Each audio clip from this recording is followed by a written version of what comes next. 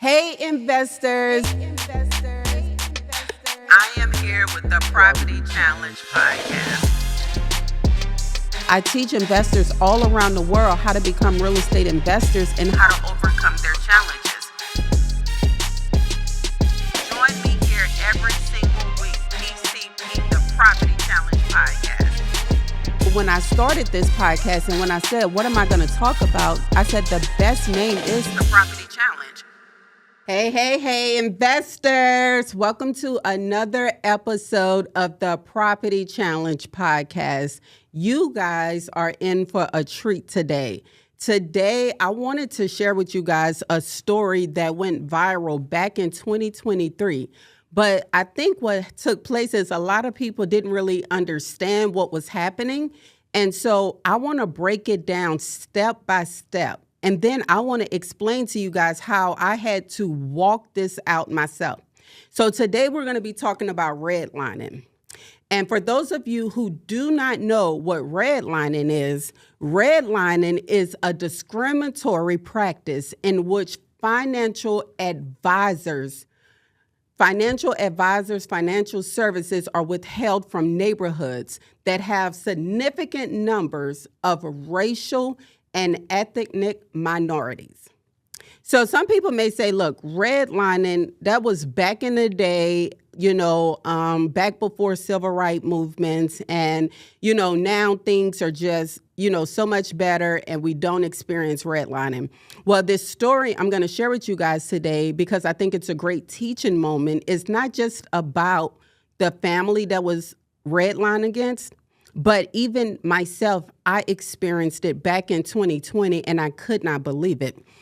So this story is about a family who literally was looking to refinance their property that they already own. And I'm going to read the story to you guys because I think it's important. I don't want to miss anything. Last summer, Nathan Connolly and his wife, Shannon Mott, welcomed an appraiser into their Baltimore home, hoping to take advantage of the historically low interest rates. So if y'all remember, back in 2023, we had very low interest rates. I'm talking like 2%, 3%. It was historic, right? Everybody was trying to capitalize on these interest rates. They believed that their house improved with a new $5,000 tankless hot water heater and $35,000 in other renovations. So just to be clear, they spent about $40,000 in renovations on their property, okay? $40,000, which was worth more than the $450,000 that they paid for it in 2017. Home prices have been on the rise nationwide since the pandemic. In Baltimore, they have gone up 42% in the past 5 years, according to Zillow. But 2020 Valuations, which is an appraisal company, a Maryland appraisal company, put the home's value at $472,000. Now, keep in mind, they said they purchased the home for $450,000 and they just made $40,000 worth of improvements, but they paid $450,000 in 2017. It goes on to say that Loan Depot was the mortgage lender, okay? And the company put their home value at $472,000 during the refinance. Dr. Connolly said he knew why. He, his wife, and 3 children, ages 15, 12, and 9, are Black. A professor of history at Johns Hopkins University, Dr. Connolly is an expert on redlining. So let me just break this down for you. God works in mysterious ways, because this appraiser, this loan company going into this residence, not knowing that this is an expert who study redlining, who teaches about redlining, and who teaches about unfair advantages with different racial ethnic groups. Imagine not knowing that, okay? And you're going into someone's home. But if you're going with the wrong motives, you need to be exposed. Like, it's horrible, right? So not only do we come from Johns Hopkins University, He's an expert on it and the legacy of white supremacy in American cities. He's an expert on it. And much of his research focuses on the role of race in the housing market. Now, when I was reading this story, I was like, oh my gosh, this is so good. This has to be shared on the Property Challenge podcast, because a lot of people don't know that, an appraisal is one man's opinion. So you can have challenges in real estate that you can dispute. You don't just have to tolerate and accept what they telling you and showing you and giving you, right? And in this case, it's very important because this home, if home prices went up 42% in that area, we're talking about hundreds of thousands of dollars being left on the table. So months after the first appraisal, the couple applied for another refinance loan, removed all the family photos, and had a white male colleague, another Johns Hopkins professor, stand in for them. The second appraiser valued the house at $750,000.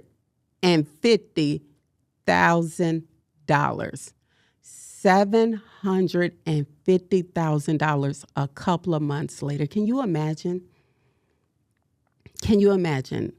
This week, Dr. Connolly and Dr. Mott, which is his wife, sued Loan Depot, which was the bank, which is based in Foothill Ranch, California, as well as 2020 Valuations, which is the appraisal company, and Shane Lanham, who's the owner of 2020 Valuations.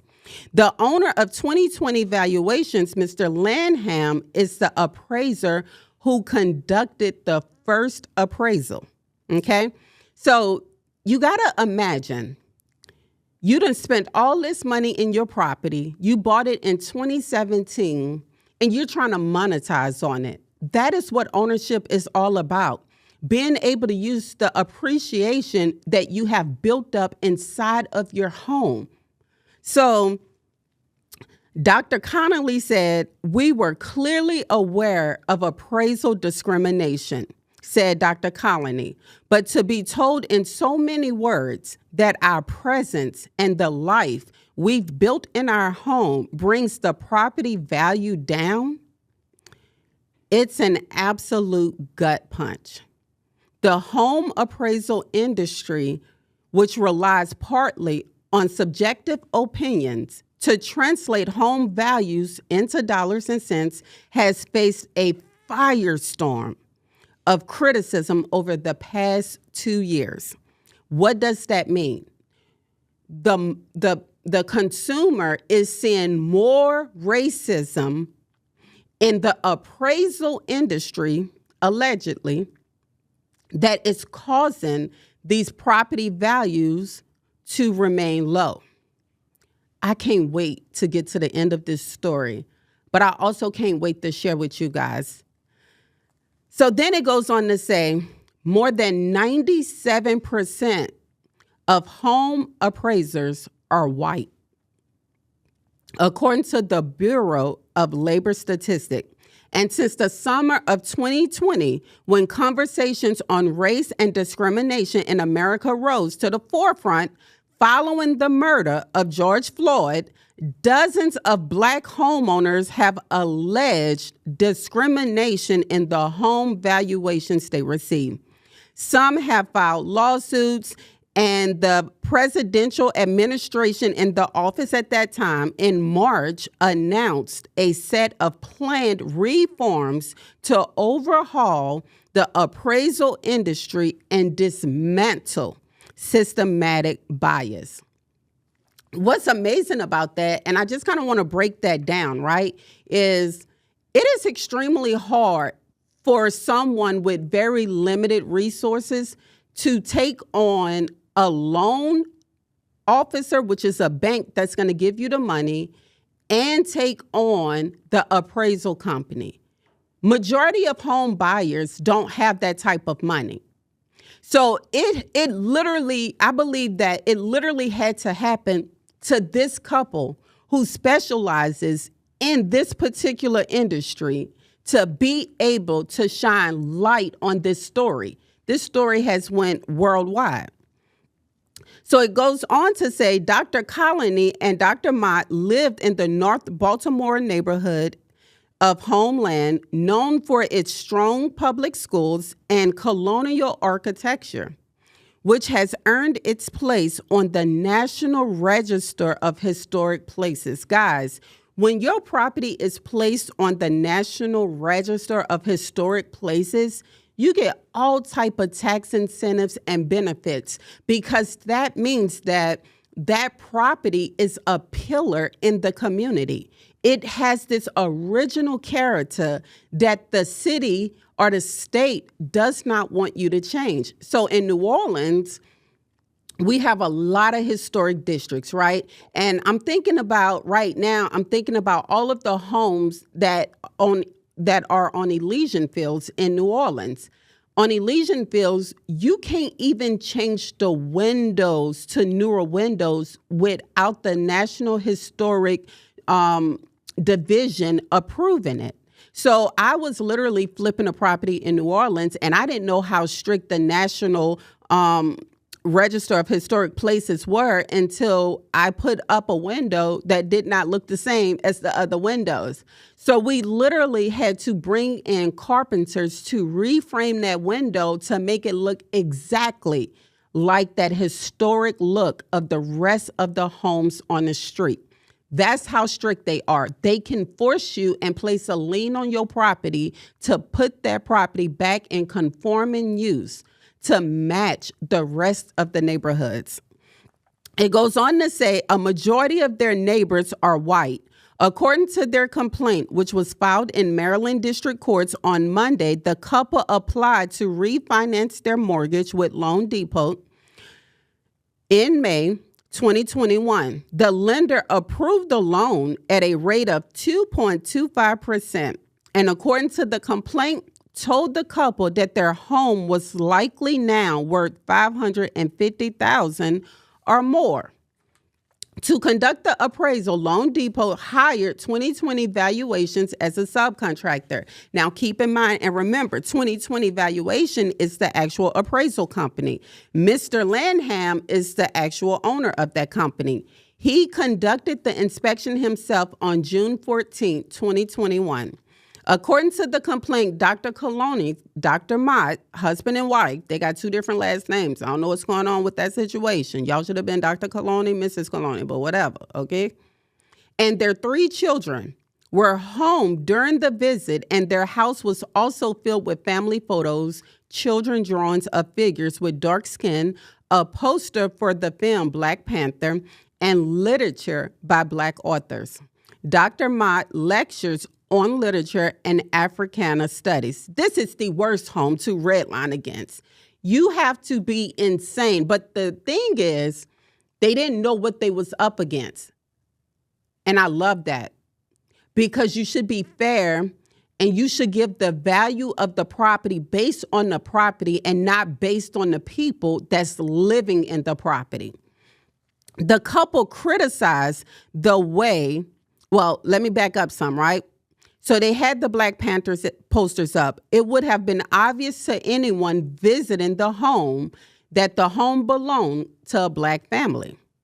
The complaint reads, the appraisal came back just $22,000 more than what they had paid originally for the loan.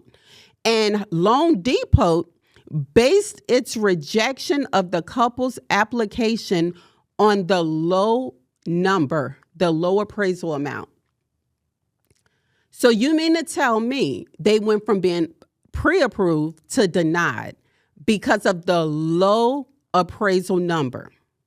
The couple criticized the way Mr. Lanham came up with his appraisal. Home appraisers frequently rely upon sale comparison approaches in which they weigh real estate against the sales price of similar neighborhood homes to determine the value, not against people. There is no reason why you should not be able to keep up your family photos. There should be no reason why you shouldn't have your catalog of books of your favorite authors. You should not be judged for what's inside of your home that literally has nothing to do with the value. Your value should be determined based on other comparable properties in the area, period. Upgrades should have been accounted for, period. In Mr. Lanham's appraisal, he selected, let me back up. The couple criticized the way Mr. Lanham came up with the appraisal. Home appraisals frequently rely on the CMA, the sales comparison approach, right? In which they weigh real estate against the sales price of similar nearby homes to determine value. In Mr. Lanham's appraisal, he selected 3 homes, y'all. 3 homes. Come on, investors. I hope you're listening, okay? 3 homes with values ranging from $435,000 to $545,000. A fourth comparable, meaning a fourth home, which sold for $650,000, was ultimately not used in his valuation. The first home he used, the complaint argues, would be considered a fixer-upper. First of all, you cannot run comps against a property that has been remodeled up against a property that is a fixer-upper. It just don't work, right? So what in his mind would make him even think that a fixer-upper is even a comp? That right there is a red flag within itself. And thank God that these buyers were smart and was able to go look these things up and see, this is a fixer-upper. Why am I even being compared to a fixer-upper, right? So not only that, right, they home is not worth more than what they really paid for it. Then the second is outside the boundaries of homeland neighborhood. He went outside his neighborhood, amid a majority black census of block of homes. He went to a predominantly black community for his second comp. Mind you, when I said the story earlier, they had the pioneer architecture. It was a beautiful community. It was predominantly white. He left this neighborhood to go and get comps into another neighborhood. That makes no sense. First of all, you're using a fixer-upper and you're going into a whole nother neighborhood to pull comps that's not even comparable. Who gave this person a appraisal license? Who taught this person how to become an appraisal? I want to know right now. In the third comp, he deducted $50,000 from the comparison amount because Dr. Connolly and Dr. Mott's home faces a busy street. A deduction. The complaint says that is excessive and inconsistent with proper appraisal practices. So you mean to tell me the people that live at the front of the neighborhood, you're going to reduce the value of their home because more cars pass on that street versus within the neighborhood? Where do they do that at? Appraisals don't do traffic studies. So how would they know the amount of traffic that's passing to be able to comp something like that? Another $20,000 was deducted for the quality of construction. The appraisal said that he did not like the quality of construction. All of the selected comparable homes, the complaint says, were of lower quality than Dr. Connolly and Dr. Mott's home, and the appraisal incorrectly stated that their home had not received any updates for 15 years, which is a lie because when we first started this story, they had just renovated their property. According to the complaint, Mr. Lanham cherry-picked low-value homes as comps, and by doing so, he ignored legitimate comparable homes with much higher sales price. When reached by phone on Tuesday, Mr. Lanham declined to comment to the New York Times. Dr. Connolly and Dr. Mott wrote a letter to Christian Georgian, a lending officer at Loan Depot, who had been their main point of contact up to that point, challenging the appraisal. According to the complaint, the loan officer then stopped responding to their calls. Wait, so you not only give me this horrible appraisal, you stopped taking my phone calls? That's weird. Mr. Georgins did not respond for requests for comments. Several months later, the couple applied for a new loan with Swift Home Loans, which partnered with Rocket Mortgage. This time, they underwent a whitewashing experiment, removing indications of blackness from their home and replacing them with signifiers that a white family might live there instead. They cleared their bookshelves of works by Black authors. They asked white friends to share family photos and placed those in picture frames around the house on their walls. They hung art bought at IKEA that showed white people. An American flag that was presented to Dr. Mott 10 years ago after the death of her father, a Vietnam War veteran, was removed from storage, framed, and placed on the mantle. We had to have a conversation with our kids about why we're pulling down all their drawings. Dr. Connolly said it's very humiliating to strip yourself of your own home. On the day of the second appraisal, they left their home and had the white colleague answer the door. The second appraisal provided the $750,000 comp. Wow. $750,000. The homes pulled by the second appraisal were of significantly higher value than those selected by Mr. Lanham, selling from $749,000 to $785,000.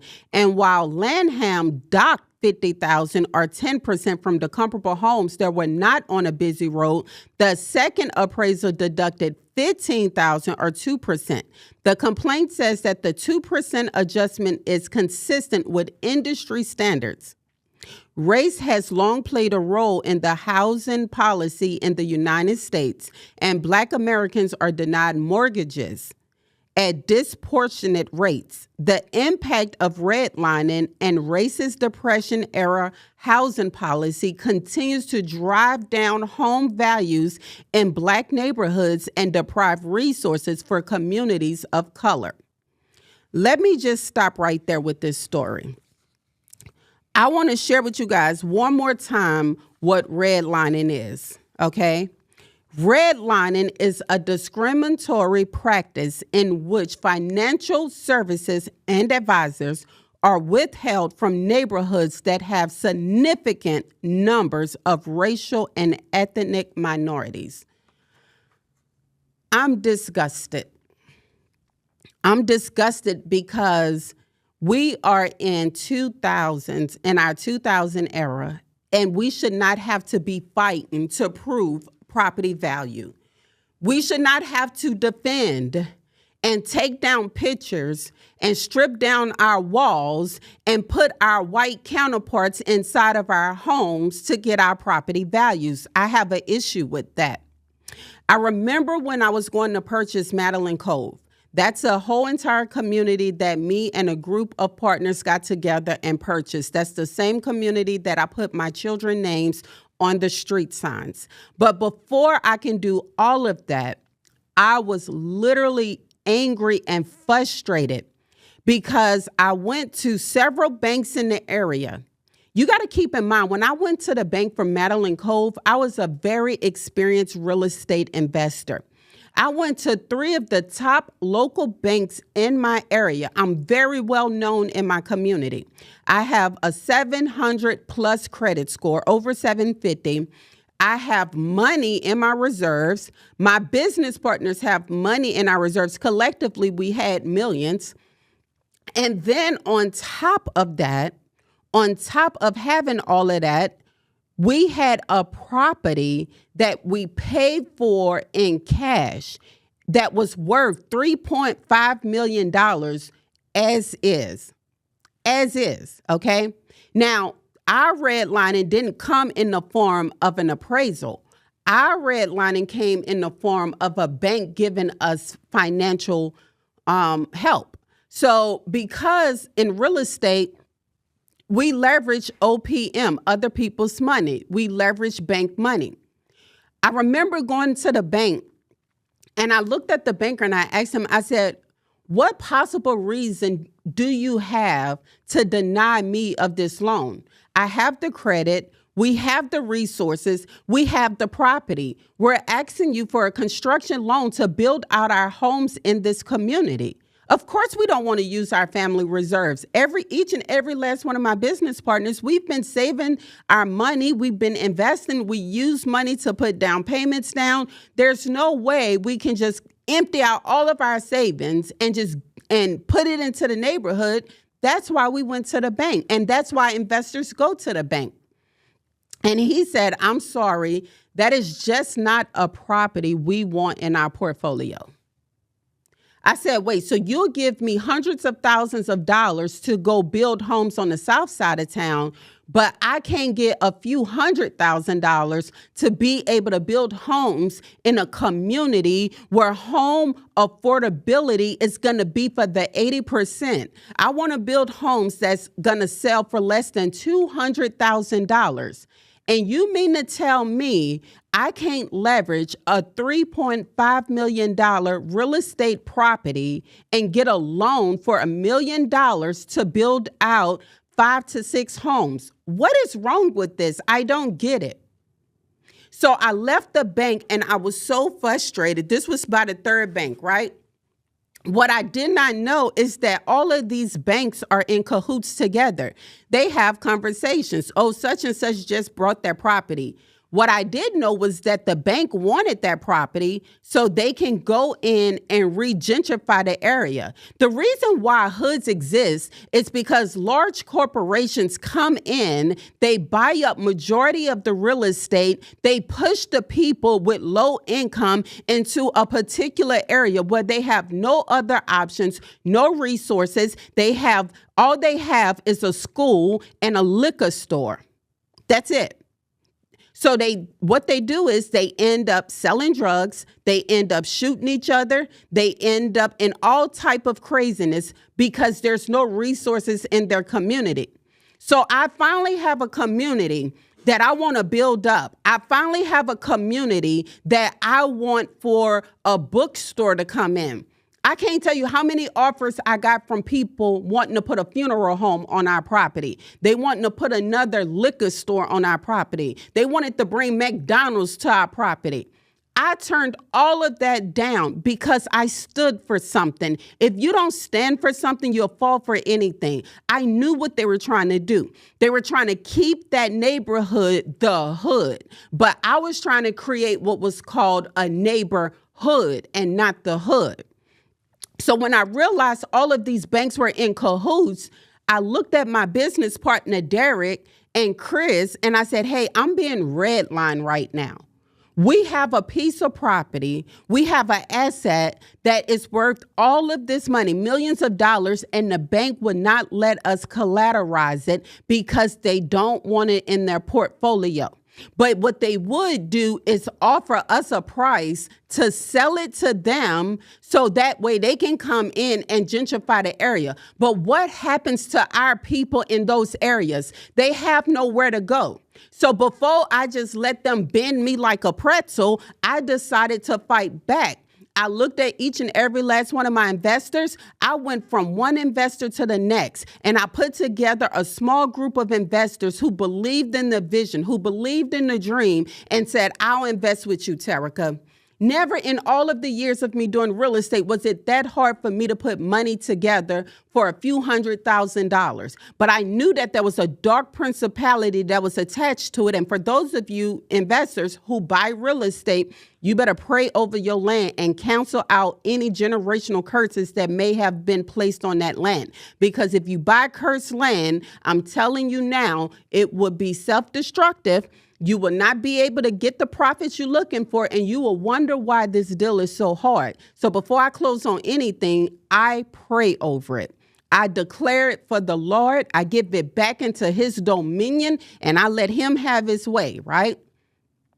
So when I told my business partners what that was, I remember Chris looking at me and saying, Terica, I don't believe that that's what's taking place right now. I said, Chris, no offense to you, but you are a white man. Okay? You are a white man. You're not sitting in this meeting with me. Okay? What happens is I have to take a back seat and let y'all go before me. But how is that fair? Why should I have to take a back seat when I have the same type of value, the same type of resources, the same type of assets, in fact, more than all of y'all? Why do I have to take a back seat? It's not fair, right? So I had to decide with what was fair or what I wanted to do. What I wanted to do was build a community and create home ownership for those who can afford homes that's less than $200,000. I wanted to focus on the people that make $50,000 to $100,000 a year and not focus on building $250,000 homes for people in that community who could not afford it.